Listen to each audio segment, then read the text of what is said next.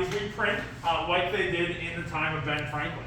So it's the same technique, the same style of printing that he was familiar with.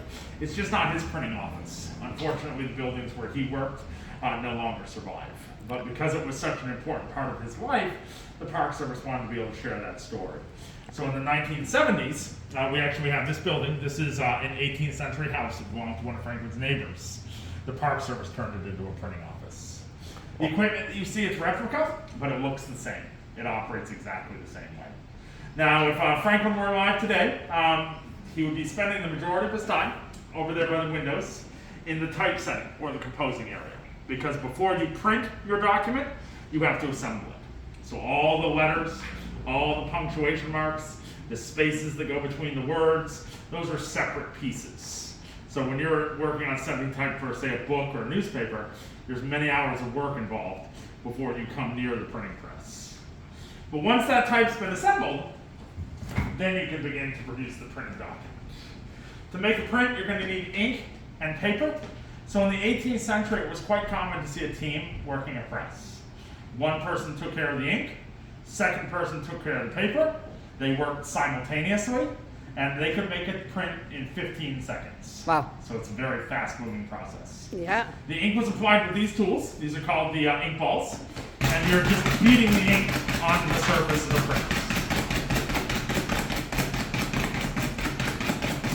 As I just mentioned, the second person would work beside you. They were ready to paper. Paper in Franklin's time was cloth. They did not have the technology to make paper out of trees. So your paper was actually made by recycling old clothes or rags. And it was most often printed on when it was a little bit wet, because they found that when the paper was a little wet, it would better absorb the ink. It would actually give you a higher quality print. Neat.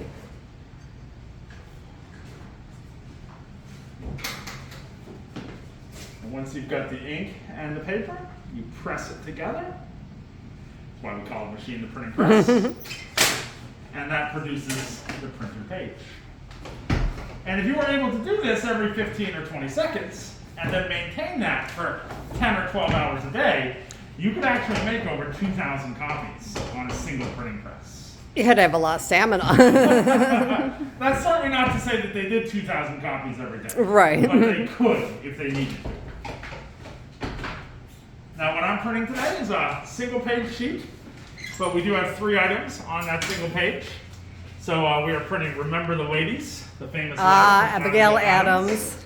I Cannot Live Without Books, which is from Thomas Jefferson. Nor can I. And Join or Die, which is the famous political cartoon that Benjamin Franklin created during the French and Indian War.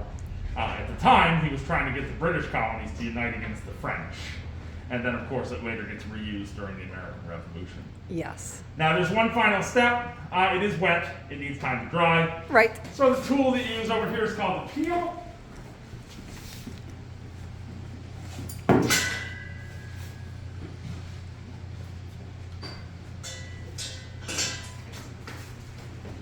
And that just allows us to place it up in the drying racks. And we can see that there's a bunch of them up there. Safely dry.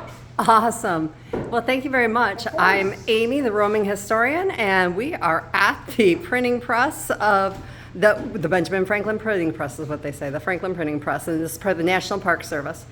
Happy travels.